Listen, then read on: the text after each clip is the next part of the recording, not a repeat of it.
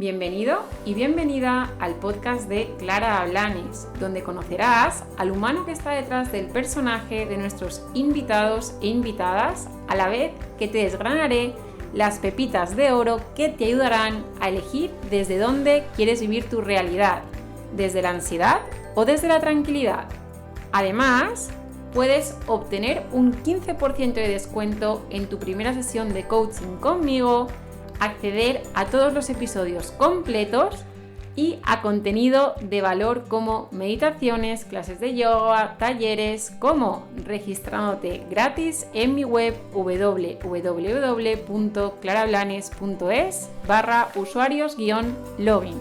Que disfrutes del episodio, te mando un abrazo súper fuerte. Bienvenidos y bienvenidas a Ansiada Paz. Espero que hayáis pasado unas felices Navidades. Estamos aquí, para ser sinceros, 27 de diciembre. Y bueno, espero también que hayáis hecho uso del alcohol con moderación. Tenemos a nuestro patrocinador Convida. Y la verdad es que estas fiestas a mí me ha salvado muchas veces la kombucha, en este caso la Convida, pues para un poquito esa salud digestiva que a veces la cerveza y el vino, pues eso, en exceso puede generarte ahí unas molestias digestivas, y con kombucha te ayuda a esa salud digestiva. Así que una vez más, gracias a nuestro patrocinador. Tenemos aquí a nuestro invitado de hoy, Fernando Botella, que, para ser sinceros con la audiencia, es segunda vez que grabamos, ¿vale? La primera fue en Madrid, ya estamos por el territorio, en Campello, grabando así más tranquilamente. Y bueno, me he traído hoy un folio para describirlo, ¿vale? Porque es un perfil que ya me vais a entender cuando es la segunda vez que grabamos, es un perfil muy potente, ¿vale? Entonces, fijaos, es socio y fundador CEO de Think and Action, que luego hablaremos un poquito más de qué trata, que es un poco también por lo que, no sé, por lo que le he conocido, más o menos yo creo que ha sido por ahí. Es consultor en grandes multinacionales, responsable del diseño, creación e implantación de las escuelas de liderazgo y procesos de desarrollo de ventas de compañías como Desigual, Red Eléctrica o Tempe, que es del grupo Inditex. Business trainer de directores generales, comités de dirección y directores de área en empresas como Danone, Vericat, Grupo Redella. Luego también es formador sobre innovación, pensamiento creativo, liderazgo, comunicación, marketing y venta, gestión de equipos para todo tipo de compañías. Luego también es speaker, que llevas dos, está investigando, y aquí sí que me he hecho ahí los deberes. Está activa, dime si me equivoco, la de Tony Nadal, que es Todo se puede entrenar. Uh-huh. Y luego hay otra activa que se llama La fuerza de la ilusión, está activa también con Jorge Blas, con el mago. Y muchas más. Y muchas más que es un no parar. En 2019 y 2020 fue nombrado por Thinking and Heads uno de los 10 mejores conferenciantes del panorama nacional. Y en el 24-25 me acaban de nombrar. ¡Anda! Hace una semana. Madre mía, enhorabuena. Gracias. Y luego, fijaos, esto es lo que me llama bastante más la atención. Él es licenciado en Ciencias Biológicas y tiene un doctorado en Fisiología del Consumo por la Universidad de Valencia. Uh-huh. Y luego, esto es muy chulo, tiene un máster en Dirección de Administración de Empresas por ICADE y es coach ejecutivo diplomado por la Escuela Europea de Coaching. Uh-huh. Luego, más cosas. Tiene, como su experiencia profesional, ya veis que yo tengo un folio y me hace falta otro folio, ¿vale? Después, tiene 20 años de experiencia como director de marketing y ventas en industria farmacéutica. Uh-huh. Y luego, desde hace 15 años, ejerce como profesor en universidades y escuelas de negocio como el IE, ESADE, EOI o la UCF de Florida, sobre todo en másteres y programas de desarrollo ejecutivo. Y luego ya, por si no fuera poco, todavía nos queda carrete, ¿vale? Es escritor de 12 libros. Sí. Y bueno, voy a nombrar algunos de ellos porque si nombrara todos estaríamos aquí mucho más tiempo. El último ha sido Esencial, en 2024, que es un poco el que tiene, yo creo que el que va a tener un poco protagonismo en este podcast. Luego el Vivir con Música en 2023, si me parece. El Salta Contigo, 2022. Cómo entrenar la mente, 2020. El Factor H, 2016. La fuerza de la ilusión, 2011, el que tiene una conferencia. Bueno, que la otra vez me vine sin folio y ya hoy me he venido con folio porque digo, esto hace falta tener ahí una chuleta. Así que bueno, bienvenido, Fernando Gracias Botella. Para mí es Clara. un honor que estés aquí.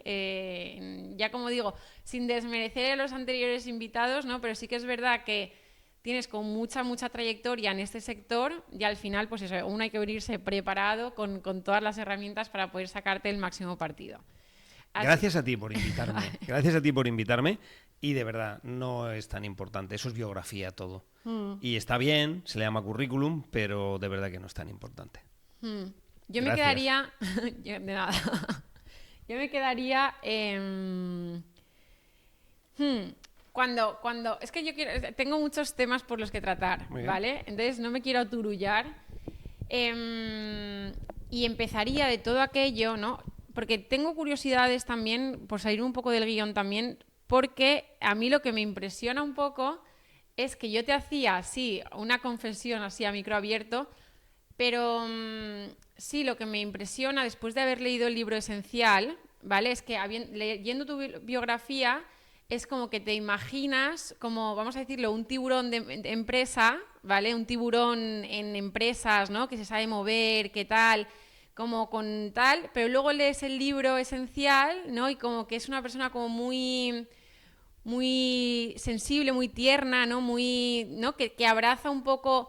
Hoy en día parece ser que si se hablan de esos temas con los que tú hablas en Esencial, ¿no? Un poco de eso del interior, ¿no? Como que a veces en el mundo empresa, tú eres un pionero de esto, pero en el mundo empresa choca un poco el que todos estos temas puedan estar. Entonces, para mí es yo ha sido un descubrimiento, ¿no? Porque cuando he leído el libro, toda la imagen que yo tenía de ti al leer biografía, no es como que se desmorona un poco o no, pero se cae un poco todos los juicios de valor que puedes hacer hacia una persona que a lo mejor está en empresa y tal, porque no te imaginas el nivel de reflexión al que llegas en los libros, ¿no? Que al final si tú le cuentas eso en las empresas, todavía a día de hoy, como que a veces no están tan abiertas o no sé cómo es la sensación tuya. Entonces, dicho esto, para ti, cuéntanos un poco qué labor hacéis, porque fíjate que de toda la biografía, ¿no? Lo primero que destacábamos es socio fundador y CEO de Think and Action, ¿vale? Y esto lleva, si no me equivoco, desde el 2007. Sí. ¿Vale? Entonces, ¿qué hacéis desde ahí, ¿no? ¿Qué hacéis desde la empresa? ¿Qué aportáis? Vale. Primero tengo que comentarte algo porque me lo has puesto a huevo, lo siento, ¿vale? Entonces tengo que comentarte algo. Yo hace más de 30 años ya escribía un blog, cuando empezaban los blogs, donde hablaba de cosas las que cuento en mis libros. Al mismo tiempo que dirigía una compañía farmacéutica, al mismo tiempo que estaba dirigiendo una empresa multinacional farmacéutica en España y Portugal. No solamente dirigía el marketing y las ventas, dirigía toda la organización. Es decir, sobre estas cosas que yo escribo, por ejemplo, en Esencial, y que a ti te sorprenden que vayan asociadas a un personaje profesional del mundo de los negocios, porque es un perfil que uno tiene como creencia asociada a esa palabra, por ejemplo, que tú has dicho, de tiburón, o de que come mundos, ¿no? De pelos engominados, y todo eso. Yo no, porque soy calvo, pero bueno, todo ese tipo de cosas, ¿no? Pero yo hace 30 años o más ya escribía un blog que sigue estando vivo ese blog, que está en mi web personal, que se llama fernandobotella.com, y ahí ya escribía sobre todos estos temas, ¿no? Y lo ligo antes de hablarte de Think and Action diciéndote que mi trabajo cotidiano con líderes, a la gente que acompaño, a la que coacheo, entreno, hago como business trainer, también en los programas de desarrollo profesionales, etcétera, utilizo esos temas relacionados con el ser humano, ¿no? La serenidad, el vivir la alegría, el entender el optimismo inteligente positivo, el saber descubrir y hacer que el equipo tenga momentos oceánicos. Son términos que luego entiendo que hablaremos, que están en Esencial, ¿no? En el libro, ¿no? Y en otros de mis libros. El factor H es la H fundamental de humanidad, ¿no? Entre otras Hs, ¿no? Entonces, liderar con la humanidad es una forma diferente de liderar. La otra H es la del humor, ¿no? Es decir, yo siempre he trabajado en el mundo de la empresa desde mi profesión como directivo cuando lo era, ahora también lo soy con Think and Action, y desde la capacidad de acompañar a otros entendiendo eso. Yo cuando llevo elementos, por ejemplo, como la serenidad al mundo del liderazgo, descubren mis clientes que son no solamente más felices o que les va mejor, sino que tienen mejores resultados. Entonces, ¿por qué vamos a engañarnos? Las personas que componen las empresas son seres humanos con las mismas problemáticas, se les mueren sus padres o parientes, tienen situaciones conflictivas con los colaboradores de sus equipos, tienen que aprender a resolver conflictos de una forma diferente, y todas esas cosas que nosotros aportamos y que yo aporto desde Think and Action, desde hace mucho tiempo les genera mucho valor porque les genera una verdadera transformación, regeneración desde dentro, ¿no? Entonces, en todas las áreas que yo trabajo como Think and Action, que son fundamentalmente áreas relacionadas con la gestión de los equipos, la transformación de las organizaciones, la generación de culturas nuevas en las organizaciones, en los modelos creativos y de inspiración, etcétera, etcétera, todas estas pues requieren de estos elementos básicos esenciales que se pueden entender desde una perspectiva muy humanista para las relaciones humanas y la sociedad, pero es que eso es también el mundo de los negocios. Una empresa no es más que una sociedad. A veces yo me gusta decir, es una comunidad de vecinos, que todos trabajamos ahí, ¿no? Entonces es importante trasladar esos aprendizajes personales, de reflexión individual y de desarrollo personal, trasladarlos al mundo de las organizaciones. Y eso es una de las cosas que hacemos, no la única, pero es una de las cosas importantes que hacemos en Think and Action. Pero es que me parece brutal y como súper pionero, ¿no? Porque desde el 2007, o sea, que es brutal, ¿no? El poder llevar esto a las organizaciones y que hayas abierto camino, porque yo creo que no eres consciente, o sí, ¿no? Pero el camino que has podido abrir haciendo esto desde el 2007, porque a día de hoy, no sé, todavía hay ahí, no sé, que a veces nuestros propios juicios, ya lo decía, ¿no? Que al final el pensar que una persona es directivo, que está mucho en las empresas y tal, y que traiga todo esto, y obviamente es, o sea, yo también, o sea, trabajo también en todo esto y sé que luego lo agradece muchísimo, las relaciones, pues eso, mejoran, los equipos mejoran, o sea, que soy consciente de eso, ¿no? Pero que lo lleves haciendo tanto tiempo. Sí. Y eso, o sea, me sorprende, pero para bien, ¿no? La capacidad que tienes. Yo creo que no todo el mundo es capaz de poder llevar esto a las empresas, ¿no? Y hay que hacerlo de alguna forma que no sé, que creo que tienes que tener un poco la visión o el don de gentes para poder hacerlo. Pero ahí, Clara, en tu pregunta hay dos contenidos, ¿no? O dos visiones, ¿no? Una es el hacer esto en el mundo de las organizaciones en general. ¿Soy pionero? Sí, pero ya lo hacía Aristóteles en el 470 o 570 antes de Jesucristo, ¿no? Y Sócrates en el 470, este sí, ¿no? Y un poquito después, perdón, Aristóteles, ¿no? Quería decir Sócrates. Entonces, no es nuevo, ¿no? Ya lo hacían y ya lo decían en el mundo social todos los primeros filósofos de la Grecia clásica, ¿no? O sea, fíjate hasta dónde me remonto. Entonces, ¿pionero en términos de contenidos? No. En el formato que le doy a esos contenidos, en el cómo llevarlo a las organizaciones, quizás sí, soy uno de los pioneros, no el único, pero uno de los pioneros. Y sobre todo de los pioneros de las últimas décadas. ¿Por qué? Pues porque me inventé una nueva forma muy creativa, muy innovadora, con metodologías nuevas de llevar este tipo de contenidos a las organizaciones. Ahí es donde está la verdadera innovación, en el modo, en los formatos, en mezclar disciplinas, en llevar esas disciplinas al mundo de una estructura organizacional, ¿no? Eso sí que fue realmente una innovación en la que yo me siento uno de los pioneros, no el único, ¿eh? Pero lo que son los contenidos de esencial, los contenidos son clásicos de la historia de la humanidad, ¿no? Lo que pasa es que yo creo que hay que estar continuamente reinventando el modo en que los hacemos, de alguna forma los hacemos actuales, ¿no? Los actualizamos, ¿no? Y ahí sí que puede ser que ahí sí que fuera uno de los pioneros, ¿no? En el mundo de las empresas. Vale, pues cuéntanos desde Think and Action, ¿no? ¿Qué es lo que os hace, ¿no? ¿Qué hace que a día de hoy, 15 años después, sigáis estando como estáis, con el trabajo que tenéis, os sigan llamando las empresas? ¿Qué os hace únicos, ¿no? Mira, primero te daré un dato. Tenemos más de 460 clientes en estos momentos, 30 nuevos en el año 24, todos los demás son de siempre. Tenemos un ratio de renovación de contratos con clientes que ya tienen con nosotros más de 10 años de cerca del 80%, que nos renuevan y nos renuevan y nos renuevan, etcétera. ¿Y todo esto por qué? Bueno, pues hay para mí 4 fundamentos, ¿no? 4 pilares, ¿no? Un pilar es la innovación continua y además abierta, aprendiendo de todos. Están continuamente innovando, especialmente en metodologías y en formatos que hablábamos, ¿no? Entender la fuente de la mezcla de disciplinas como el elemento fundamental para aportar valor en las organizaciones. El segundo elemento es la capacidad de generar entornos fun, que es como nos gusta llamarlos a nosotros, que es entornos de diversión, donde la gente aprende pasándoselo bien. Y aprende llevándoselo para su día a día profesional y personal desde la conexión con lo que está aprendiendo. Ese es el verdadero fundamento de la diversión, ¿no? El tercer pilar clave es el apostar mucho por contenidos de calidad. Es decir, apostar mucho, mucho por contenidos de calidad. No nos vale cualquier contenido. Trabajamos con contenidos de calidad, no los que lleva Fernando Botella solo, sino toda la gente que son profesionales, que sois profesionales, que podéis participar con nosotros en los programas. Y el cuarto elemento es que sea transferente, es decir, que tenga transferencia en el día a día. Hacemos que eso te lo puedas llevar realmente a tu día a día de trabajo. Y esas son las 4 claves fundamentales, yo diría los key points o los puntos más importantes de éxito que tiene Think and Action en estos momentos. De lo cual me siento muy orgulloso, pero no soy el único artífice. Tengo un equipo detrás de personas que hacen que esto suceda y que son en algunos casos muchísimo más expertos que yo en algunos de los temas que te acabo de contar. Y una cosa, de todo esto que me cuentas, ¿no? Ya te lo comenté la otra vez, ¿no? Una cosa también pionera en el sentido de que tenéis muchos colaboradores, ¿no? O sea, sí. que al final decías, no solo estoy yo, ¿no? Que podrías perfectamente estar tú dando los servicios, pero eres tú y otros colaboradores, ¿no? Que consideras que son buenos en su sector y a través de Think and Action también pueden dar servicio a todos los clientes que tenéis. Es mi modelo de negocio, el que yo creé, eso sí que lo creé yo, eso fue una idea realmente absolutamente rompedora en el año 2007, ahora hay más gente que lo hace, ¿no? Pero esa capacidad de decir, bueno, yo no voy a crear una marca personal mía en esto que me dedico, sino voy a crear una empresa que tenga mi marca e incluso voy a crearla de una forma muy especial, ¿no? Y estaba basada, entre otras cosas, en la capacidad colaborativa.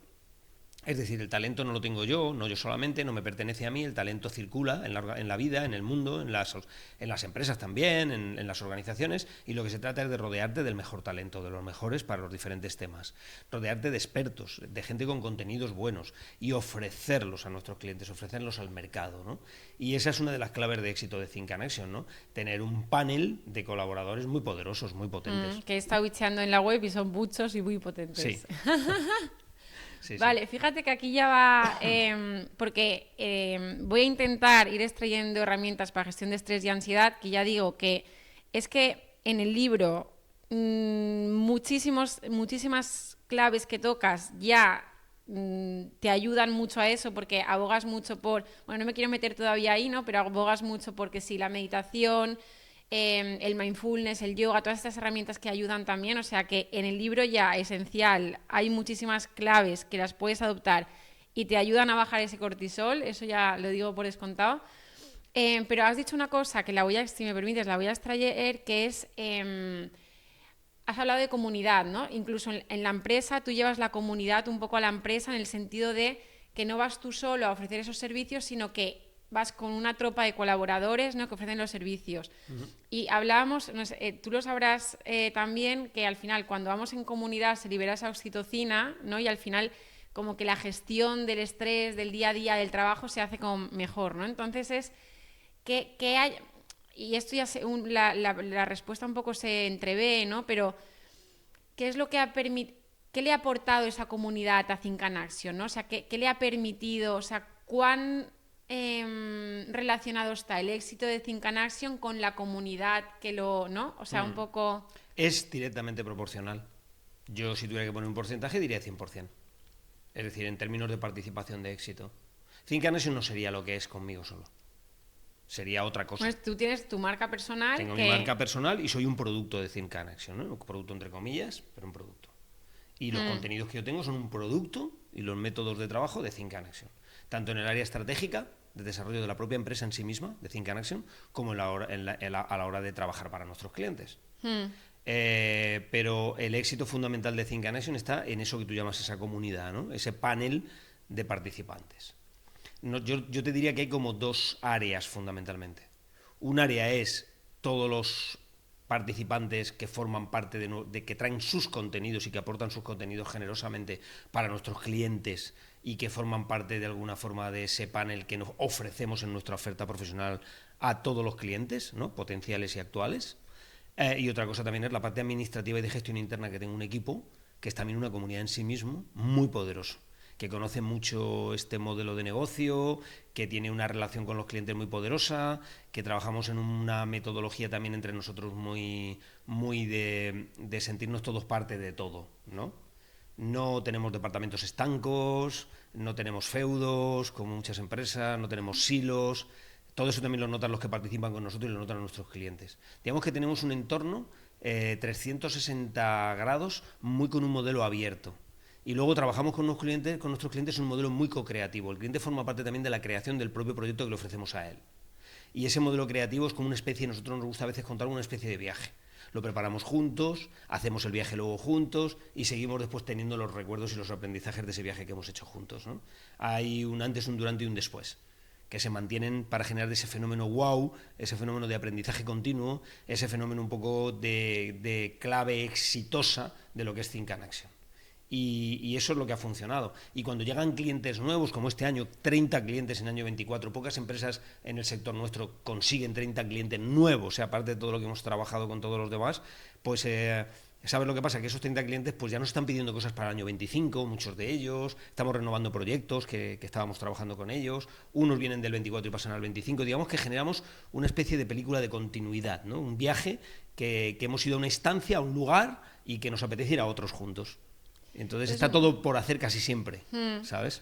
Y ya me viene, porque ya me estoy yendo ahí del esto, pero una cosilla que me viene de aquí es que como, fíjate que decías, o sea, nos transformamos, ¿no? Y aquí adelanto, ¿no? O sea, se transforma el cliente, pero también la empresa y los participantes que lo emiten, ¿no? O sea, que es un viaje de transformación. Y al final, esto me pasa a mí también en las sesiones que hago, ¿no? Que al final no es solo, o sea, tú no solo das, sino que recibes también y te transformas con lo que sucede, ¿no? Eso es mágico. Es mágico, y no solo son maestros aquellos que dan lecciones, de hecho muchas veces yo creo que muchos de ellos no lo son maestros aquellos que toman lecciones. Aprender de la maestría como un elemento fundamental para generar autonomía en los demás.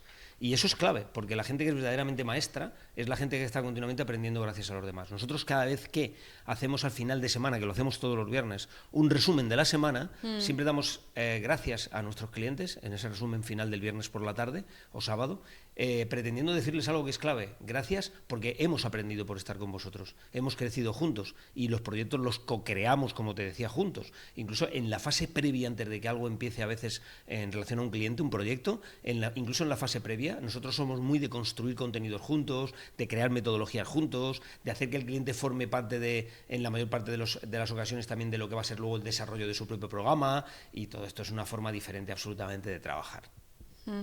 No vamos con latas de contenidos que a todo el mundo le damos lo mismo, ¿sabes? Pueden tener nombres que se parezcan, pero ningún proyecto de los nuestros tiene contenidos exactamente iguales. Tienen referencias iguales, ¿no? O tienen algunos contenidos que aportan valor y que vienen de otras propuestas, pero la realidad es que están basadas generalmente en cosas muy específicas, muy personalizadas, muy hechas para ese cliente en ese momento. Y ya respecto a esto, y si te parece pasamos a otra cosa de un poco de tu transición laboral y un poco cómo creaste todo esto, o sea, la parte previa al momento actual. Pero antes de esto, decía, o sea, me acuerdo una pregunta de la otra vez, ¿no? Que hablábamos en tema empresa, que es que decías tú, es que la empresa al principio era el producto, ¿no? Luego como que estaban muy enfocados a nivel producto, luego tal, y ahora están enfocadas, o sea, o están enfocadas en personas o algo pasa, ¿no? Entonces, cuéntame un poco qué aporta esto a nivel social a las empresas, ¿no?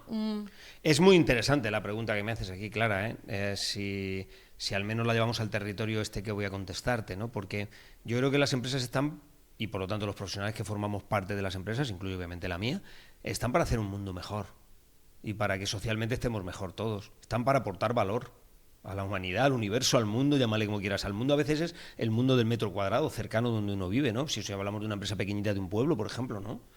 Pero da igual aunque sea una gran multinacional. Las empresas deberían, si me permites ponerlo en condicional, porque no siempre se hace obviamente, estar para aportar valor, ¿no?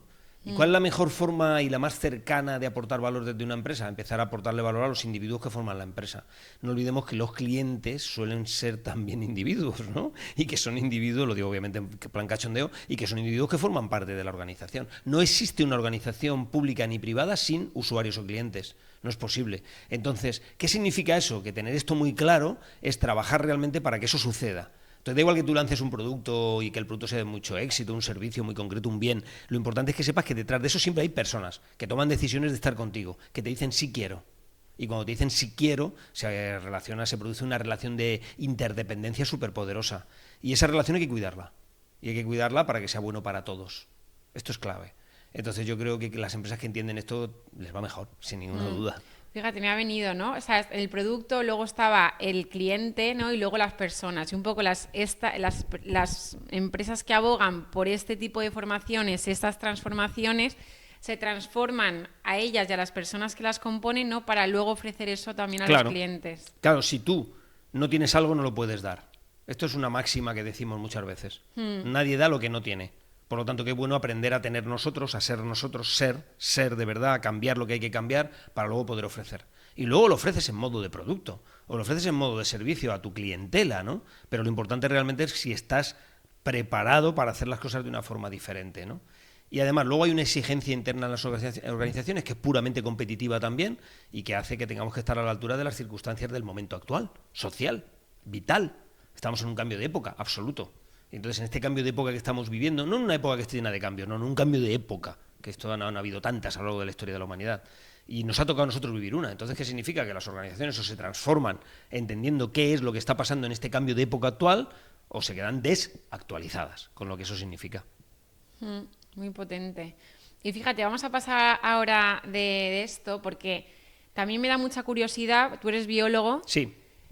Yo soy farmacéutica, o sea que venimos ahí del mundo de la salud. Y me da mucha curiosidad, es que aunque ya te queda lejano, ¿no? Pero me da mucha curiosidad, has estado dedicado a la industria farmacéutica creo que 15 años, o más de 20 años. 26 exactamente 26 años.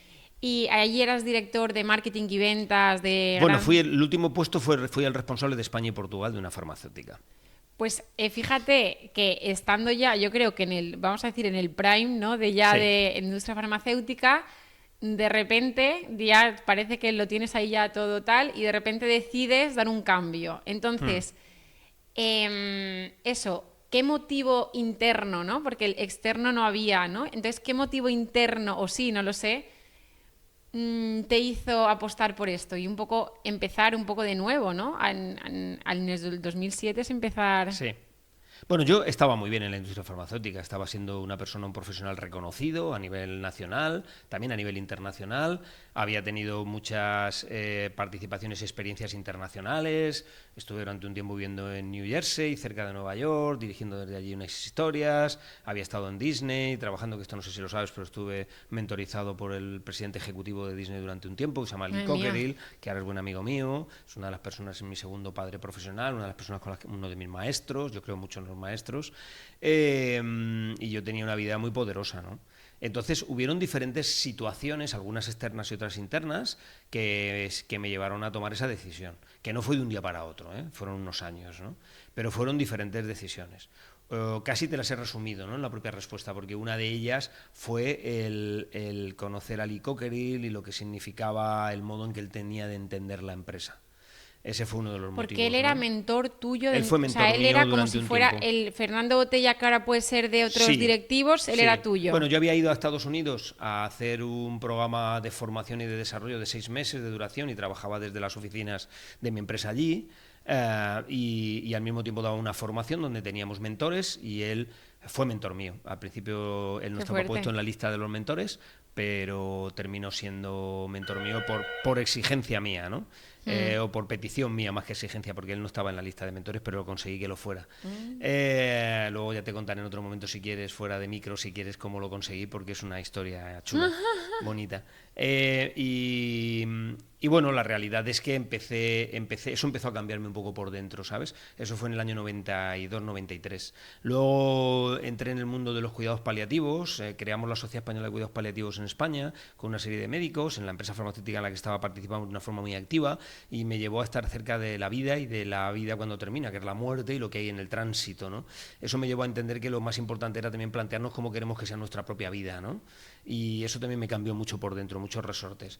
Y luego yo era una persona que venía de ser una persona muy emprendedora, pero no había emprendido yo mi propio negocio, quería emprender y quería dedicarme al mundo que siempre había querido, ser maestro desde que era muy pequeño, ¿no? Pero en ese mundo de las organizaciones. En fin, se juntó un cóctel de cosas, muchas muy internas, otras más que vienen de fuera adentro, que me hicieron que me planteara todo, ¿no? Fue un momento en el que me ofrecieron un puesto de trabajo en otra multinacional para dirigirla en España también y Portugal, una gran multinacional entonces que ya desapareció, se llamaba entonces Schering-Plough, y yo dije que no, después de que ellos me aceptaron, y dejé todo lo relacionado con la industria, hice un cambio de un día para otro prácticamente, ¿no?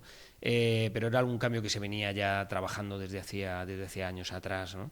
Y en el 2007, pues en abril, dejé la industria farmacéutica por decisión propia cuando estaba muy bien, estaba en un momento muy alto, con 45 años y 2 niñas pequeñas. Te iba a preguntar, ¿se puede saber qué edad tenías? Porque 45 años. Ya mayor, fíjate, sí, eso sí. es... Lo cual demuestra que se puede cambiar. Es por eso, que es muy fuerte este salto. O sea, es muy fuerte. O sea, con 45... Bueno, mi pretensión no era conseguir lo que he conseguido, ¿eh? O sea, para que también la gente que está escuchando el podcast entienda bien esto, Clara, mi pretensión era irme a vivir a mi ciudad, Alicante, y a la provincia, colaborar allí en ayudar a empresarios de la zona, pequeños y medianos empresarios, y poder vivir de las escuelas de negocios, que yo daba clases 20 años atrás en escuelas de negocios, o sea, venía ya de algo parecido a lo que es mi profesión ahora, muy, muy cercano a lo que es mi profesión. También trabajaba en algunas universidades, algunas americanas, es decir, la universidad que has dicho antes de Florida es la Universidad Central de Florida, donde yo sigo siendo profesor, ¿no? Allí como profesor colaborador, ¿no? Invitado, ¿no? Entonces tenía muchas posibilidades. Había participado en Harvard en algunos programas, mi doctorado lo hice en el MIT, es decir, quiero decirte que yo venía muy preparado de ese mercado americano, de mucho cambio, de una cultura que no es la cultura que tenemos en los pueblos españoles de aquella época, por lo menos, ahora es diferente, ¿ok? Y entonces todo eso fue también un catalizador de decir, oye, párate un poquito y ponte en lo que verdaderamente te interesa, y lo que verdaderamente te interesa es esto que quieres ahora cambiar en tu vida, ¿no? Pues hazlo, ¿a qué esperas? Y bueno, recordaba una conversación de una señora que estaba falleciendo cuando yo estaba en el mundo de los enfermos terminales, que me decía, casi unos días antes de fallecer, me decía, si yo volviera otra vez a Taras, lo que haría realmente es montar una mercería. No sé por qué no lo hice. Bueno, pues eso, yo quise hacerlo. Qué fuerte, esto es muy fuerte y es muchas cosas, fíjate que muchas cosas, o al menos de este último libro esencial que hablas, ¿no? De para, tal, no sé qué, o sea, yo creo que ahí lo hiciste todo, ¿no? O sea, para, escucha adentro, tal, no sé qué, o sea, todas esas herramientas que yo creo que las aplicaste a tus 45 años para hacer este cambio tan fuerte, que mucha gente igual se puede ver en estas situaciones, ¿no? De a lo mejor estar en un puesto que a lo mejor es muy reconocido y tal, pero a nivel interno siente una llamada distinta y al final hay que ser muy valiente. Y con tu otro libro de Salta, ¿no? Salta, aunque tenga... Sí. Es muy fuerte esto. Sí. Salta es el libro aniversario, por decirlo de alguna forma, de otro libro anterior que tiene 10 años antes, que es el libro Atrévete, que me hizo el prólogo Tony Nadal, y que es un libro que pretende, de alguna forma, es un libro escrito con otro carácter, de otra forma, ¿no? Pero que pretende como objetivo fundamental invitar a la gente a que sea atrevida, ¿no? A descubrir la valentía, que no es lo contrario de la cobardía. Alguien es cobarde cuando no se atreve a hacer algo, eso es cierto, pero lo contrario de la cobardía es la temeridad, es hacer cosas infundadas, sin sentido, ¿no? Pero la valentía es poner determinación para hacer que las cosas sucedan. Entonces yo puse la determinación necesaria en un momento determinado de mi vida, ya lo había hecho antes, lo había hecho, por ejemplo, cuando me fui a estudiar, hice mi tesis doctoral y aprendí fisiología del consumo, quise trabajar en marketing y cambié mi vida, cambié el laboratorio de una universidad al mundo de los negocios. O sea, no era la primera vez que lo hacía, con 45 años. Por eso, a mí lo que me sorprende, o sea, me llama mucho la atención para bien, porque sí que es verdad que cuando vienen invitados al podcast y tal, me parece muy potente la historia personal que hay detrás, ¿no? Porque es lo que podemos estar hablando de tal, pero si ves que la persona lo ha aplicado o le es natural muchas veces, porque te puede ser natural el hacer eso que a lo mejor a otras personas no les es natural, ¿no? Entonces, al final, ejemplos en tu vida que has aplicado lo que en tus libros compartes, eso es lo que les da todavía más. Sí, pero por dos motivos, Clara. Uno, porque no es saber, es hacer, que eso es muy importante, esa es la verdadera sabiduría, la capacidad de llevarte lo que sabes a lo cotidiano, al día a día, hacer que suceda, hacer que pase. Por otro motivo, porque yo creo que tiene que ver con determinación, tiene que ver con capacidad de decidir y yo creo que la vida son decisiones de qué vas a hacer con tu tiempo. La vida es tiempo. Por lo tanto, si yo tengo 45 años en aquel momento y en ese momento decido hacer con mi tiempo, es decir, con mi vida otras cosas, lo importante está en la decisión. Luego te saldrá bien o no. A mí me salió mejor de lo que yo esperaba, porque yo en aquel momento esperaba lo que te contaba antes, ir a trabajar a empresas pequeñas y tal, pero el primer cliente que me llamó fue la Bayer para hacer un programa en 5 países de Europa. Entonces, si no tenía yo ni estructura, quiero decirte que las cosas me fueron bien, pero todo me vino poco a poco por decisiones que fui tomando, capacidad de decir sí, entender mi nueva aventura vital y profesional, y todo eso se fue construyendo poco a poco. ¿Y cómo era, ya que estamos en tema de gestión de estrés y ansiedad, cómo gestionaste tú entonces? Porque ahí venía mucha la incertidumbre. En ese momento, imagino, no lo sé, pero habría incertidumbre de ese salto, ese atrévete. Entonces, ¿cómo uno gestiona? Porque justamente yo lo viví en mis propias carnes, ¿no? El saber, el saltar y no saber qué va a haber, confiando internamente que es por aquí, pero sin tener referencias externas, ¿no? Que todavía tener pruebas, ¿cómo uno lo gestiona eso? Ya.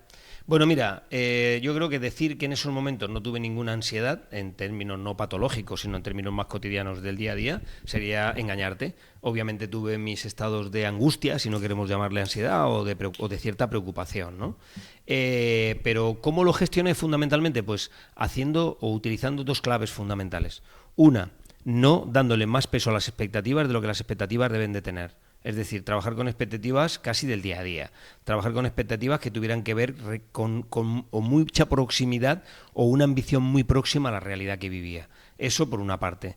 Eso está relacionado con el elemento de comprender hacia dónde iba, ¿no? Es decir, de comprender cuál era el siguiente paso, ¿no? Y dónde quería estar. No tener la ansiedad de estar en un futuro que estaba lejano. Y no, vivir casi al día, pero de alguna forma que mis expectativas estuvieran muy relacionadas con el siguiente paso, pero no con 20 pasos más allá, ¿no? Ese era uno de los elementos para gestionarlo. Y el otro, comprender que lo más importante que yo podía hacerme para trabajar mi incertidumbre, hacerme el favor a mí mismo, era trabajar mi talento. Es decir, hacer que cada vez fuera mejor en lo que era. Es decir, ayudarme a mí mismo a crecer, ayudarme a mí mismo y darme el permiso de mi propio desarrollo, apostar por mí. Y al mismo tiempo sí apostar por todos los demás, ¿no? Pero apostar por mí. Conocerme bien, saber claramente mis deficiencias, que eran muchas, siguen siéndolas, algunas de ellas, pero eran muchas, e intentar aprender desde ahí y crecer, ¿no? Regalarme eso, ¿no? Versus mucha gente que yo veo que viene a un nuevo mundo de profesión o de lo que sea y automáticamente el primer día ya se cree que es un maestro en algo, ¿no? Yo, si hay algo que me gusta mucho, es no sentirme maestro de nada, y ser un tomador de lecciones y vivir con una mente de aprendiz continuo. Y eso me liberaba mucho de la incertidumbre. No tenía por qué estar cubriendo expectativas que estuvieran fuera de mí, ¿no? Con lo cual no quiere decir que no tuviera ciertos estados de angustia o de cierta ansiedad en conseguir los resultados, porque estamos hablando de una empresa, del día a día, de todo lo que significa, Y luego pero lo gestionaba sí, bien. y el entorno también, ¿no? Porque al final cambias y el entorno se queda así como un poco Pero le despistado. molestaba más al entorno que a mí. A mis padres no lo entendían, ahora lo entienden, claro, pero no lo entendían. Yo me acuerdo esto es una anécdota, ¿no? Pero cuando yo le dije a mi padre que dejaba de ser presidente de una compañía farmacéutica, después todo lo que me había costado eso, con el dineral que yo ganaba, tenía un salario que, si te lo digo, te insulto. Quiero decir, de lo grande que era una barbaridad, ¿no? Y todo lo que yo tenía, en términos también sociales y de prebendas, ¿no? Y dejar todo para pasar a nada, es decir, a crear todo de cero, pues me dijeron que estaba loco, claro, que eso era una locura, que si me pasaba algo y se me tenían que llevar al médico, ¿no? A un psiquiatra, a un psicólogo, a alguien que me ayudara, ¿no? Que me estaba pasando. Hubo gente luego que más en modo cachondeo me decía, es la crisis de los 40, te ha llegado a los 45, pero es la crisis de los 40, no es normal, les pasa a todo el mundo, etcétera, etcétera, ¿no? Y no es así. Realmente yo, visto desde ahora, mucho menos, ¿no? Una anécdota te digo, porque mi propio padre, 2 años después, 1 año y medio después, cuando ya tenía el libro de la fuerza de la ilusión, el que hicimos Jorge Blas y yo, lo presentamos en el Circo Price de Madrid, llenábamos aquello a tope con la conferencia, y mi padre vio que habían unas 1000 personas aproximadamente que estaban en cola para que Jorge y yo les firmáramos el libro, y él estaba detrás de mí y se tragó las 1000 firmas. Quiero decirte que estaba muy orgulloso de su hijo, ¿no? Y no podía comprender cómo había llegado tan alto, ¿no? Me decía él, ¿no? Claro, pero un año antes me decía que estaba loco. Sí, pero aún así, o sea, porque... O sea, entiendo también que tu experiencia anterior te empujó bastante, Sí. ¿no? Que parece que empezarás de cero, pero en realidad yo creo que no, ¿no? No, Porque... no. Ahí, Clara, es muy importante, perdona que te interrumpa, por Sí. una razón, ¿eh? Yo no salté sin red. Sería engañar a tu audiencia. Yo tenía una red. Yo tenía una red porque tenía mucho contenido, venía de una experiencia profesional de ser un directivo importante en la industria farmacéutica, venía con mucha experiencia internacional, venía de dar clases en muchas escuelas de negocios y estar con directivos. Yo salté con red, o sea, yo no quiero engañar a tu público, o sea, yo no dije voy a hacer una locura a ver qué pasa. Yo fui atrevido, porque tomé una decisión atrevida, se podría decir que fui valiente en ese momento, pero con red. Es decir, sabía que yo sabía llevar a cabo y sabía lo que era capaz de hacer. Entonces, no fue un salto al vacío ciego, fue un salto a un lugar donde yo sabía que podía ofertar valor. Yo tenía una propuesta de valor que ofrecer a este mercado. Y eso fue lo que me llevó a tomar la decisión. No fue un salto al vacío así, a ver qué pasa. No, ni mucho menos. Fue una forma de emprender conociéndome y conociendo lo que podía aportar.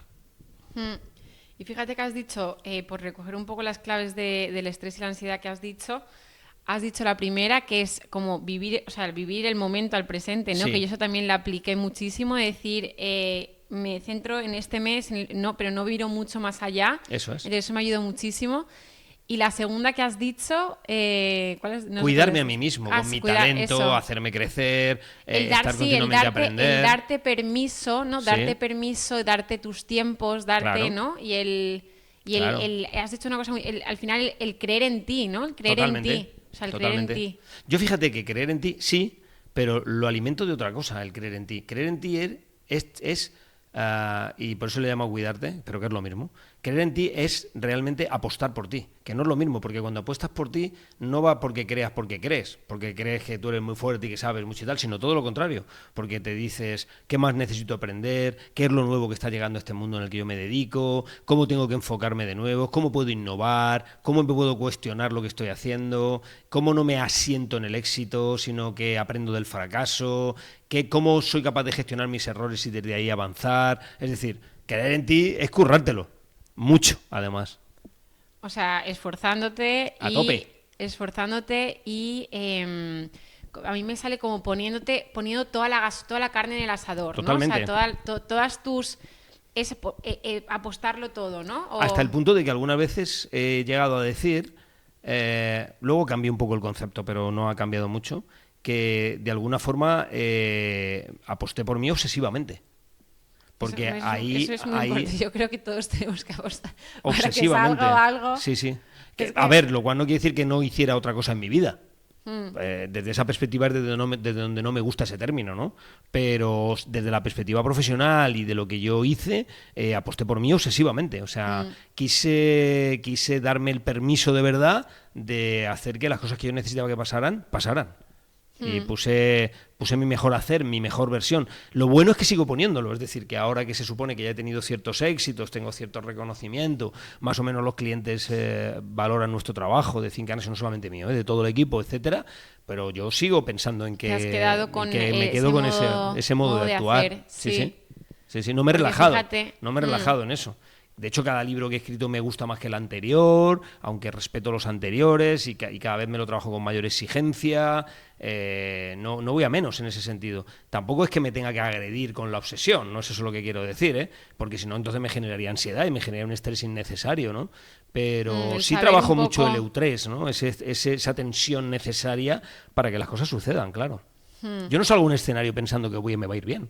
Todavía nunca. Yo salgo a un escenario pensando que voy a hacerlo lo mejor que sé en ese momento y que estoy en ese momento con capacidad para hacer. Y desde ahí doy mi mejor versión y luego ya veremos, ¿sabes? Pero no salgo con confianza 100%. Sí confío en mí y en mis contenidos, pero no con la confianza de que va a salir con seguridad bien. Más bien salgo con la tensión necesaria para hacer que salga bien, que es diferente.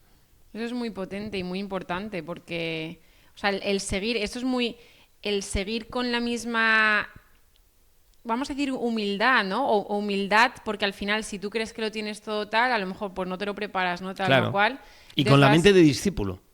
Yo sigo con la mente de discípulo. Yo sigo cada semana preparando todas mis actividades de la semana.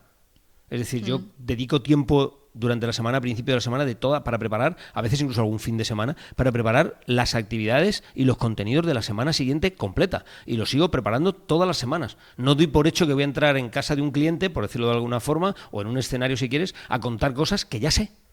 Porque no. O sea, intento también renovar contenidos y modos de hacer las cosas. Obviamente no es de semana en semana donde uno va renovando, pero por periodos de tiempo intento replantearme si esto lo puedo hacer de una forma mejor o si se puede contar de otras formas, o si dejo paso a que lo haga otro y ya no lo hago yo, ¿no? Dentro de este modelo empresarial que tenemos, ¿no? Porque también eso significa que estoy aportando valor desde la capacidad de salirme, de apartarme y dejar que nueva savia entre, ¿no? Gracias a lo que es Think and Action, ¿no? En el mundo de los negocios. Es decir, hay muchas formas de estar continuamente viviendo con una mente de aprendiz, ¿no? De discípulo, que es lo que a mí verdaderamente me gusta. Es que acabas de dar esta mentalidad que acabas de decir, ¿no? Todas esas, nos acabas de decir cómo son tus pensamientos, cómo tú te hablas y cómo te dices cómo lo puedo mejorar, cómo puedo tal.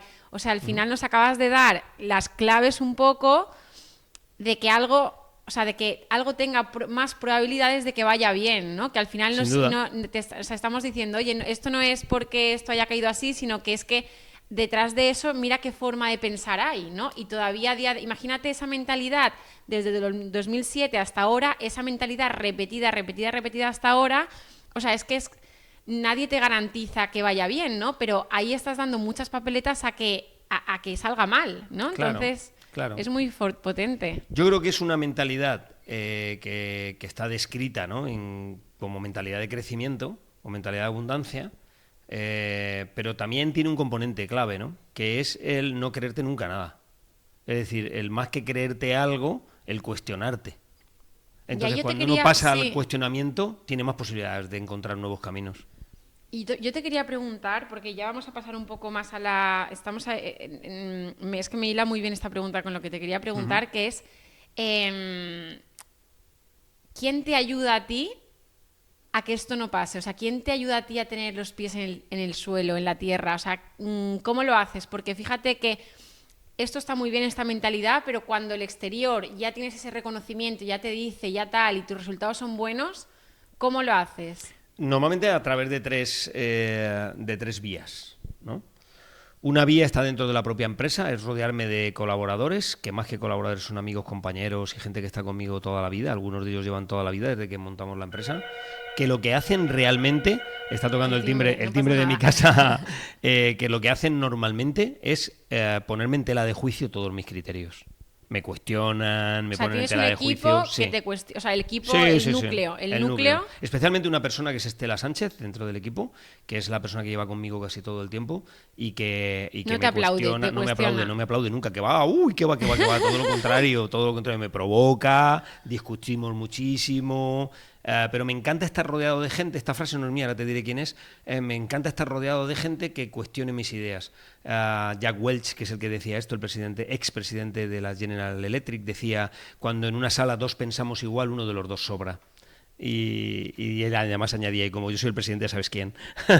pero en este caso, Estela y yo, pues ella me cuestiona y me cuestiona de una manera absolutamente potente, ¿no? Muy potente. Entonces yo creo que sí, que realmente, esa es una de las formas, ¿no? La segunda vía es rodearme de amigos, conocidos, clientes, etcétera, que tengan también esa capacidad de decirme, ¿te lo has pensado esto bien? ¿Es esta la forma? Quizás no has pensado en esta otra. ¿No te das cuenta que hay un camino diferente que es este otro? Etcétera, ¿no? Eso suele ser porque normalmente clientes, amigos y tal, o sea, es difícil, ¿no? Que o sea, suelen ser contados, ¿no? Sí. Que te dicen, oye, esto... hazlo por yo aquí, intento, hazlo por pero allá. mi personalidad deja espacios para que eso suceda. Vale. O sea, la gente no tiene conflicto conmigo cuando yo soy una persona generadora de esos tipos de espacios, ¿no? Con lo cual eso es muy importante. Y luego también la gente más en relaciones familiares, íntimas, ¿no? Más la gente más cercana a mí, ¿no? Que de alguna forma me hace estar todos los días con los pies en la tierra, ¿no? Mi nieta, por ejemplo, que tiene 1 año y medio, me hace estar con los pies en la tierra todos los días, porque mira con una carita me está diciendo, pero ¿tú qué te crees? Si tú no sabes nada. Es una persona que me enseña muchísimo, ¿no? Con cada una de las cositas que ella va aprendiendo, ¿no? Por ejemplo, es que, ¿no? por ejemplo, en mi padre también, pues eso, que lo entrevisté, fue el primero que vino al podcast, lo entrevisté y tal, y de momento él es a ver si lo superas, no sé, pero él ha sido el esto más visto, el de mi padre, bueno. Y a ver si lo superas tú. Seguro que no, pero bueno. No, yo quiero que lo supere ya alguien. Bueno. Tú lo vas a superar. Bueno, que eso, mi padre, que es director general de un instituto hace muchos años, y que el instituto ha ido muy bien y que han cambiado el edificio y no sé qué, como que ahí poca gente le dice tal, pero cuando viene a casa los hijos, o sea, claro. Vosotros ahí no le dais la caña necesaria. No es ni director ni nada, Claro, ahí claro. o sea, y eso le baja muchísimo. Claro. Yo creo que la familia en este caso, tú dices los hijos con tu padre, o sea, vosotras, pero en general, la gente que más te aprecia, que más te quiere, pues es la gente que más te puede generar la controversia necesaria para que tú no te creas, o sea, para que te dé lo que necesita darte, de verdad, un ataque al ego. Es decir, y que la humildad vuelva a ser la reina en tu cabeza, ¿no? La palabra humildad viene del griego, significaba humilitis, que es el humus, es lo que está por debajo, es lo que te cultiva. Entonces, la gente que te ayude a ser humilde es la gente a la que le tienes que amar, de verdad. Qué interesante. Y fíjate,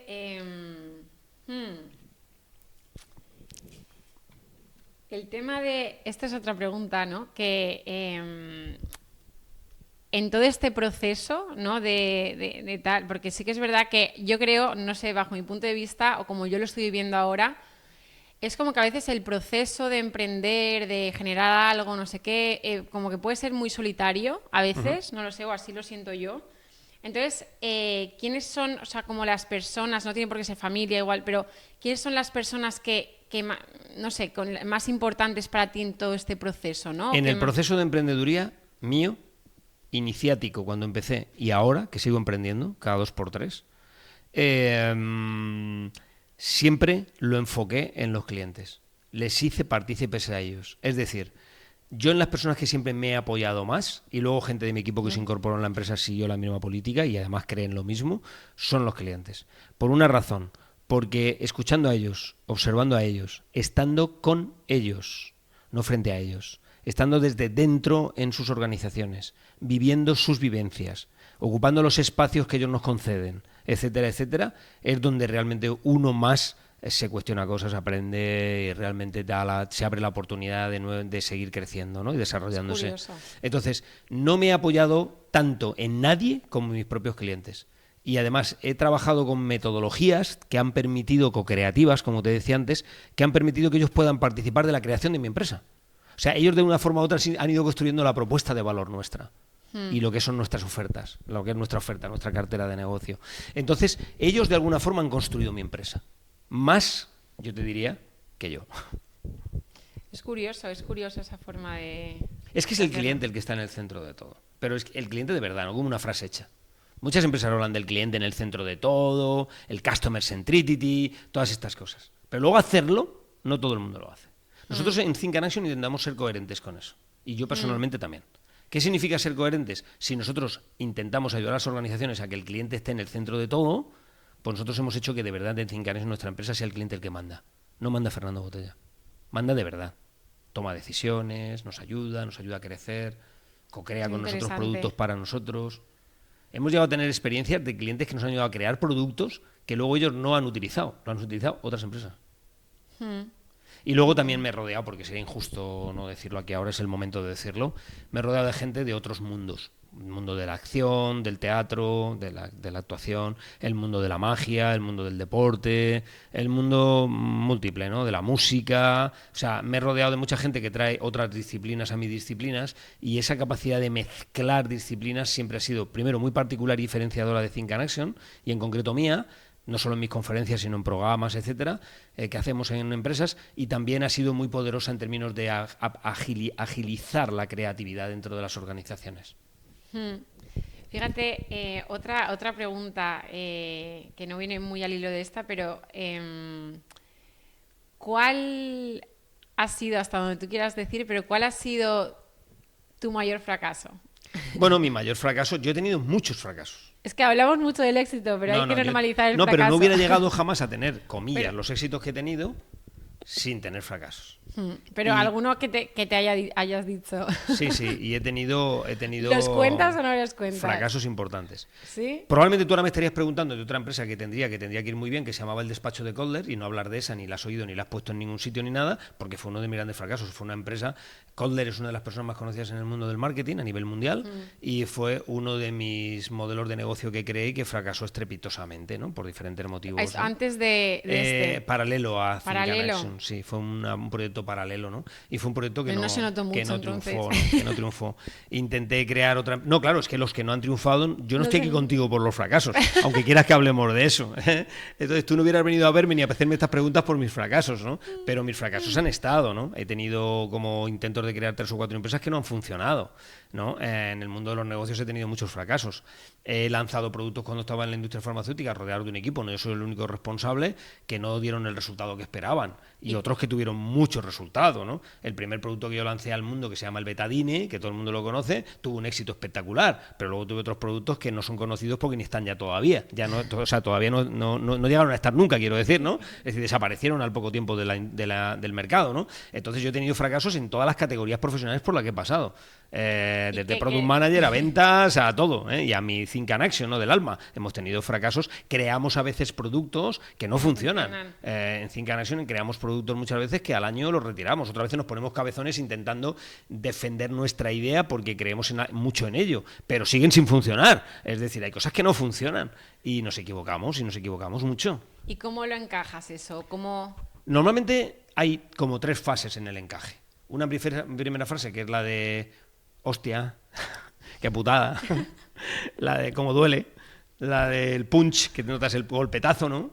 Y es una fase que a veces pues hay que hacer terapia con uno mismo y con el equipo, y el equipo hace contigo, a mí también me hacen terapia, y que a veces pues entre todos intentamos entender que eso no ha funcionado, ¿no? Y ver por qué y todo eso. Esa es la primera fase. Una segunda fase que es la de aprendizajes, que ya no tenemos que hacer o que sí tenemos que hacer cambiando lo que no ha funcionado. Vamos a aprender de esto, ¿no? Y una tercera fase es la de ya más adelante, la de reírnos de lo que pasó. Y reírnos entre comillas, desde el respeto. Pero el ver lo que pasó, no tanto solo como aprendizajes, sino también como una especie de...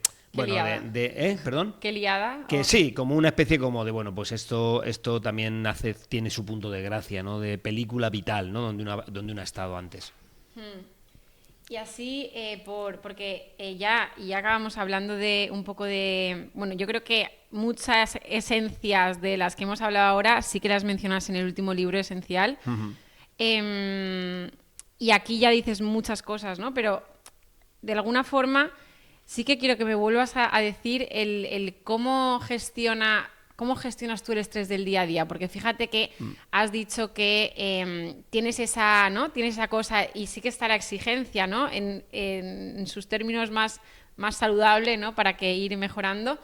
Entonces, ¿cómo gestionas tú eso de estar ahí y de llevar una empresa, todo lo que haces, todos tus objetivos, las expectativas propias tú que tienes, las que generas? ¿Cómo lo gestionas tú todo eso? Hay como 3 claves. No son las únicas, pero sí son las que yo más foco pongo y son más importantes. La primera de ellas es una que tú, como farmacéutica, que además eres y te dedicas a este mundo, vas a entender perfectamente. El estrés es una respuesta fisiológica. Y pensamos que es una respuesta muy mental. Y no, lo que ocurre en la mente es una consecuencia de una respuesta fisiológica. Esto es muy importante tenerlo en cuenta. Lo que pasa es que luego se genera un bucle, un círculo, mente físico, físico-mente, ¿no? Pero la realidad es que de origen es una respuesta de un sistema nervioso que tenemos, ¿verdad? Que es el sistema nervioso autónomo, que es el simpático y el parasimpático, lo que sucede, y la relación con las hormonas y con el sistema inmunitario. Es pura biología, realmente. Por lo tanto, es una respuesta física. El entender esto bien ya te da mucho juego, ¿sabes?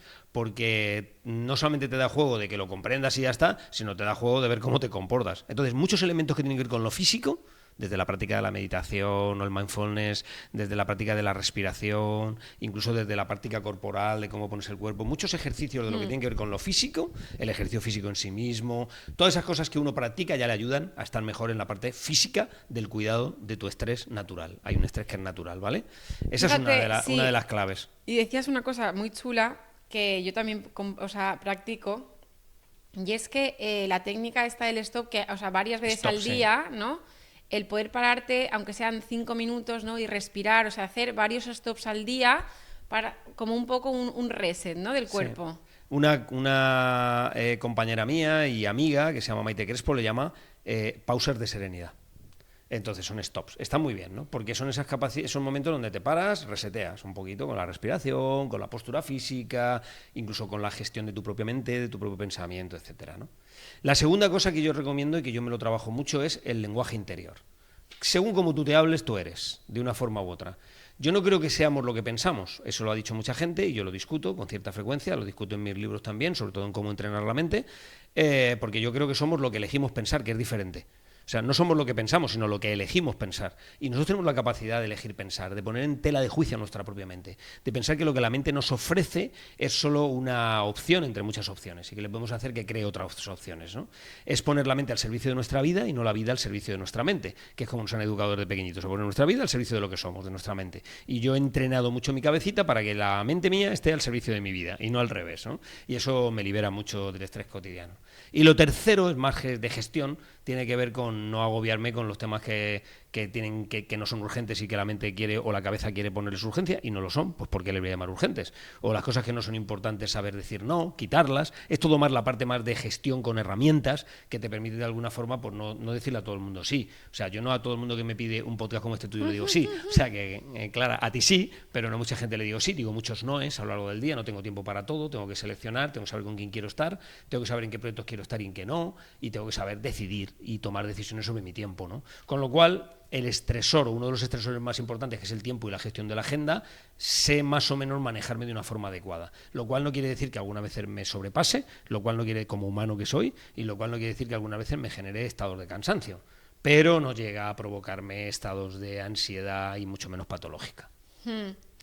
Y fíjate, esto es que la otra vez dijiste algo muy chulo, que tienes una frase que decías que no vas por delante de la... ¿no? No quieres ir delante de la claro, propia pero vida, ¿no? eso es una definición de ansiedad que tengo, ¿no? Que es que cuando vale. la mente o la cabeza va por delante de la vida, va más rápido que la vida, se genera ansiedad siempre.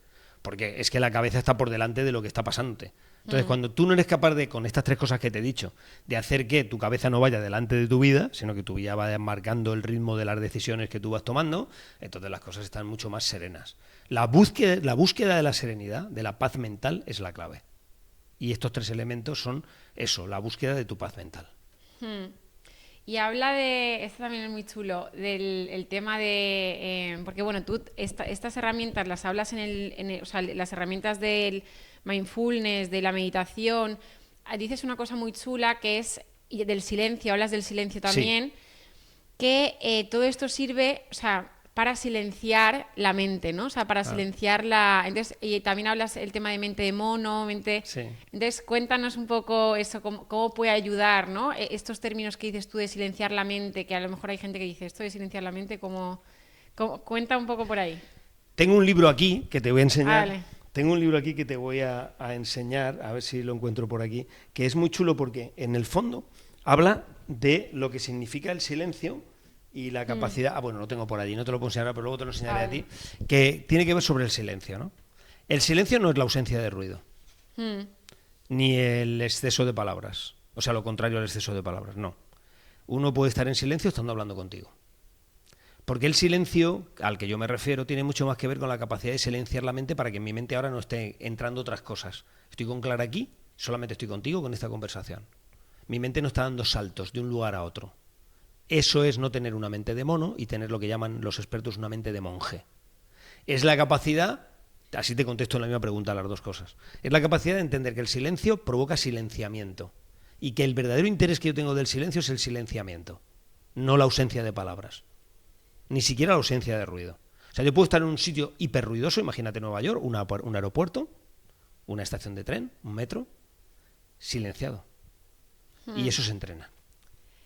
Pero fíjate, esto es muy curioso, porque fíjate que también hablabas que con el silencio llama al silenciamiento, o sea, te ayuda a silenciarte, ¿no? Claro. Es una herramienta más también para ayudarte a silenciarte. Pero estás diciendo que la maestría se consigue cuando está todo lleno de ruido y tú tienes la mente silenciada. Eso es. Esa sería la maestría, eso sería la consecuencia más importante o una de las más importantes que consigues con el silencio, de la práctica del silencio. El tema es que estamos todo el día haciendo cosas y pensando cosas. Entonces, cuando practicas realmente el mindfulness o practicas la meditación como práctica meditativa, vives una vida meditativa, una vida yogi. Que la vida yogi no solamente es hacer asanas cojonudamente, sino la vida yogi es entenderte en el día a día de una determinada manera. Entonces los que practicáis yoga, y lo sabes muy bien, lo que estáis haciendo de alguna forma es poner mente, cuerpo y en este caso energía, que es a través de la respiración, juntos en un mismo instante, ¿no? Ojalá eso lo aprendiéramos a hacer en esta conversación o cuando estamos dando un beso o paseando por la playa. Es decir, esa es la clave. Entonces eso es lo que hay que entrenar. Y bueno, muchas de las cosas que yo cuento en Esencial, pues lo que pretenden es ayudar a entender esto, ponerle conciencia y luego que lo entrenes. Sí, lo haces muy chulo, Y luego, es que porque eso, en el libro hay 3 partes, ¿no? Y en la primera parte, bueno, pues hablas de un montón de conceptos, pues eso, hablas muchas cosas muy chulas. Voy a mencionarlas aquí ya y ya vamos cerrando, pero fíjate, hablas de alegría, hablas de un concepto muy chulo, felicidad hedónica, que aquí dices... hablas de la palabra disfrutones, ¿no? De la felicidad hedónica, un poco de saber disfrutar del presente, pero sin tener, o sea, aún teniendo objetivos, o sea, la maestría también aquí es poder disfrutar del presente, ¿no? Pero además de, a la vez que sigas teniendo objetivos con el futuro, Claro, ¿no? claro. Entonces es un poco, porque hay veces que estás ahí muy en el presente y tal, pero no tienes proyección de futuro, ¿no? Entonces es un poco ese balance entre disfrutar del presente y de alguna forma no perseguir, pero sí mirar hacia el futuro, ¿no? Entonces luego el tema de la alegría, también hablabas, ternura, serenidad, optimismo saludable, inteligente, que lo has mencionado, hay un montón de cosas. El saber renunciar, que decías, simplificar la vida, eliminar lo que sobra, ¿no? Porque estamos acostumbrados como a sumar, es un poco minimalismo, ¿no? Al final en todo. Restar, sí. Restar. Y luego, yo que sé, un montón de cosas. Luego, la segunda parte, ¿no? Ya hablas más de... La luz en movimiento. La luz en movimiento, que ahí ya te metes, pues eso, hablas de los opuestos, ¿no? De que hay una escala de grises y que hay una gama de grises y que hay que entender un poco al opuesto y que ahí se genera ese entendimiento. Hablas de las versiones, ¿no? Cada uno tiene una versión y a lo mejor no es la absoluta. Hablas de ser amable, de soltar y sentir cuando se acaba algo, de hacerlo con miedo, de la contemplación, el asombro, saber decir no. Bueno, un montón de cosas. Y luego, en la última parte, llamas a un montón de amigos, ¿no? Para que te cuenten. Bueno, la última parte no es solamente son los amigos, son una parte mía y otra de amigos, ¿no? El libro está dividido en 3 partes, efectivamente, ¿no? Como dices, claro, una parte es encender la luz y son ideas que yo aporto, 13 ideas, 13 capítulos, para qué cosas son las que yo creo que nos ayudan a encender la luz. Encender la luz es entender que vivimos en estados de sombra muchas veces, gente que vivimos o que vive, bueno, de alguna forma anestesiada, dormida y que vale la pena despertar y por lo tanto a eso le llamo la metáfora de encender la luz, ¿no? La segunda parte del libro lo que intento es poner esa luz en movimiento. ¿Qué cosas ayudan a poner estados de lo que yo llamo de momentos oceánicos, ¿no? Y qué significa poner la luz en movimiento, a dónde te lleva, ¿no? Y cómo se hace, ¿no? Y la tercera parte le he llamado gotas de luz, pero en realidad le llamé fundido en negro, porque es una metáfora donde el autor, en este caso deja al lector, hace un fundido en negro como en el cine y le pasa la pelota, ¿no? Le dice, ahora te toca a ti, ¿no? Y ahí he invitado a algunos amigos a hacer un capítulo muy chulo, otros amigos para que participen también con sus propios textos, con epílogos, etcétera. Pablo II, por ejemplo, Alex Curretja, el tenista, Tony Nadal y gente desconocida pero muy potente que cuenta cosas muy potentes, desconocida porque no son famosas, no porque sean desconocidos, son gente igual de potente. Y ahí también pongo yo 15 gotas de luz, que son gotas que yo creo que aportan valor un poco como reflexiones que el lector se lleve ya en la última parte del libro, ¿no? Las gotas de luz, ¿no? Estas son las 3 ideas que están alrededor, o los 3 momentos que están alrededor del libro, ¿no? Pero no están todas las claves que yo creo que pueden encender la luz o ponerla en movimiento y que son gotas de luz, pero sí están las que yo considero más importantes. O aquellas que yo he priorizado y he descubierto que para mí han sido importantes, ¿no? Entonces, eso es lo esencial. Lo esencial es aquello de lo que no puedes prescindir. Por eso es esencial. Lo esencial es aquello que verdaderamente te debería de importar. Lo esencial es lo que no confunde lo trivial, que no es tan válido, con lo verdaderamente vital, que debería de ser lo importante. Lo esencial es comprender que la vida es un regalo. Y por lo tanto, si la vida es un regalo, no podemos prescindirnos de lo esencial. Y eso mismo es lo que explica la justificación del disfrute. Yo soy una persona que me gusta disfrutar de las cosas. Entonces, ¿dónde está la verdadera espiritualidad desde mi punto de vista? En el disfrute, en lo cotidiano. Está aquí, está en este momento, está en disfrutar de las cosas que vivimos, ¿no? Y sacarles el mayor partido posible. Y eso es por lo que abogo, porque creo que eso es lo verdaderamente importante en la vida. Y es lo que llevo también en mis representaciones por toda España. Hemos hecho más de 20 representaciones de Esencial por toda España, con música en directo, con actores, todo muy chulo. Y es una obra. Ahora la vamos a llevar a Castellón en enero, la vamos a llevar a Valladolid, la vamos a llevar también a Cádiz. ¿En Madrid la habéis llevado? En Madrid ya está hecha, la hicimos ya. Pero bueno, si te apetece venirte a Valladolid, que está cerca, estás invitada. La hacemos el día 18 de enero. Y eso, ¿dónde pueden encontrar todas estas cosas que sí. de tanto el libro como el libro está en todos los lados. El libro está en todos lo los ha lados. editado Penguin, mis dos editoras son Planeta y Penguin Random House, es decir, la editorial Roca, con lo cual los libros están en todas las plataformas, en todas las librerías. Y luego entrando en mi web puedes ver conferencias, todas están publicadas en la agenda www.thinkanaction.com. Y ahí puedes encontrar, te vas a agenda, a eventos y ahí puedes encontrar Todo. todos mis eventos, los que son públicos y privados, están todos anunciados. ¿Se pueden Unos tienen comprar un las acceso. entradas? No hay entradas porque Vale. son gratuitos todos mis actos que ¿Ah, hago sí? en público, sí. Los que hago en privado son para empresas, ahí no puedes entrar, pero los que son públicos, que son muchos, siempre son todos gratuitos, son todos de patrocinio o son todos organizados con carácter solidario o son presentaciones de libros, son siempre en puertas abiertas, con lo cual todo el mundo está invitado, que le apetezca siempre venir, están invitados, es muy fácil. Y la última pregunta es si el Fernando Botella de 10 años, ¿no? Que te viniera y viera, ¿no? El recorrido que has tenido y todo lo que has conseguido y en qué punto estás ahora, ¿qué te diría? Pues me diría, yo creo sin ninguna duda, no lo esperaba de ti. Yo no lo esperaba de mí, te engañaría. No lo esperaba de ti, ni en sentido positivo ni negativo, no lo esperaba de... Esperaba de mí un profesor de instituto, un maestro quizás de escuela, alguien que se dedicara a los demás, ahora también lo intento hacer, pero alguien que se dedicara a los demás de una perspectiva mucho más accesible en aquel momento para mí, por eso estaba en mis expectativas. Yo creo que son junto con la gente que se dedica al mundo de la medicina, los grandes héroes de nuestra sociedad, el mundo de la educación, de los maestros. Yo les profeso un reconocimiento máximo. Me dedico de vez en cuando me invitan a dar conferencias para ellos, ¿no? En el mundo de la educación y tal, porque me encantan. Y yo creo que me vería ahora y diría, pues no es lo que esperaba de ti, para bien y para mal, ¿no? Me hubiera gustado, no sé, a lo mejor que te quedaras en una escuela, ¿no? Con los nenes pequeños, ¿no? En un colegio, en un instituto, que hubieras hecho eso otro que tú querías ser entonces, o que te dedicaras al mundo de la investigación. Y esto sí que no resonaba tanto conmigo, porque eso es un mundo más solitario, como tú sabes muy bien, aunque estés en laboratorios compartidos, pues es un mundo muy individual, muy individualista. Eso nunca resonó bien conmigo, pero el mundo de la educación y de la enseñanza sí. Y me diría además, solamente hay una cosa que creo que deberías de habértelo currado más, chaval. Me diría ese chico de 10 años a mí es, no te gustaba tanto la música y te gusta, pues tenías que haber estudiado más, porque tú tendrías que haber estudiado mucha más música y ser mejor músico, que me gusta y que sigo estudiando música y tocando instrumentos, pero que... Bueno, pero ahora que lo dices, esperando, porque aquí también hemos venido a soñar, ¿no? Entonces estamos en un espacio de soñadores y los que nos escuchen invitamos también ahí a soñar y a perseguir lo que esto de aquí dice. Entonces, si yo te pregunto, ¿no? ¿Qué viene, ¿no? ¿Qué viene o con qué sueñas o con tal? Porque yo creo que llevas soñando toda la vida, no lo sé, pero ¿con qué viene ahora? ¿Con qué sueñas ahora, ¿no? ¿Con qué es lo que te hace chiribitar los ojos? ¿Qué, ¿no? Que tiene capacidad para ilusionarte. Sí. Tengo como 3 grandes ilusiones. Una ilusión tiene que ver con mi familia y con lo que significa en mi vida y que van a necesitar, y yo quiero, más tiempo de mí, probablemente, ¿no?